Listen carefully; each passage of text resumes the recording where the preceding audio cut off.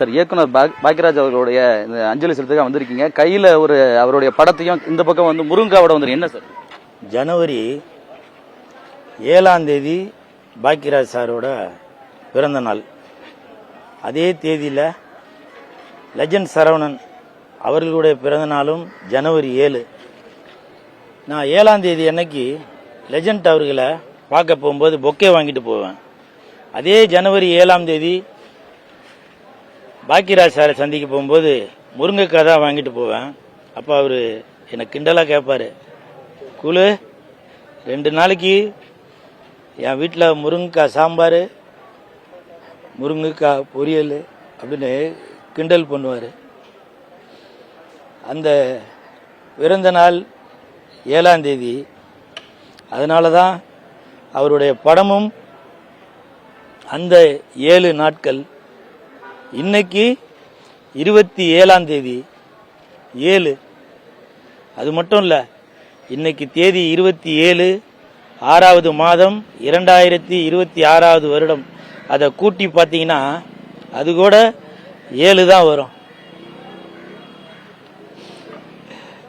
அப்படிப்பட்ட ஒரு மனிதர். எல்லாரும் அவருடைய சிஷ்யன். இப்போ பார்த்திபன் சார் அவங்க எடுத்துட்டா கூட எதனா ஒரு வித்தியாசமாக தான் இருப்பாங்க. என்னை பார்த்தோம்னா சொல்லுவார், வாக்குலு இன்னைக்கு என்ன பண்ண போற அப்படின்னு சொல்லுவார். அப்படிப்பட்ட மனிதர் கண்தானம் பண்ணியிருக்காரு. இதெல்லாம் இன்றைய தலைமுறைக்கு ஒரு உதாரணம். எல்லாரும் கண்தானம் பண்ணுங்க. தான் இறந்த பிறகும் அவருடைய கண் மற்ற இந்த உலகத்தையே பார்த்துட்டு தான் இருக்க போகுது. அதனால இளைஞர்களே, நீங்களாம் கண்தானம் பண்றதுக்கு முன் வரணும்.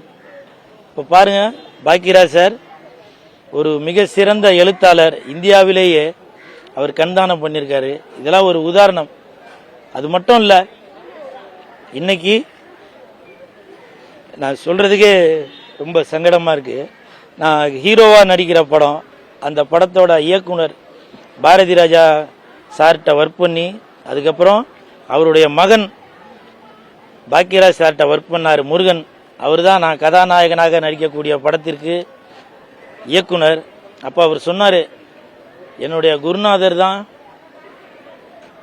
இந்த படத்திற்கு திரைக்கதை வசனம் எழுத போறாரு அப்படின்னு சொல்லி பாக்கியராஜ் சார்கிட்ட போய் தட்டில் பூ பழமெல்லாம் கொடுத்து ஆசீர்வாதம் வாங்கிட்டு வந்தோம். ஆனால் ஷூட்டிங் ஆரம்பிக்கிறதுக்குள்ள சார், எல்லோரும் மாலையோட போவாங்க. நீங்க முருங்காவை எடுத்துட்டு போயிருக்கீங்க, அவருக்கு பக்கத்தில் கொண்டு வைக்க போறீங்களா, அவர் உடல் மேல வைக்க போறீங்களா, என்ன பண்ணும்? இது என்னதான் மலர் வளையம் வைத்தாலும் அவர் இன்று தமிழகம் மட்டுமல்ல உலகம் முழுவதுமே ஒரு எடுத்துக்காட்டு அப்படின்னு சொன்னாக்க அது பாக்கியராஜ் சார் தான். அவருடைய அடையாளம் அப்படின்னாலே அது முருங்கைக்காய் தான்.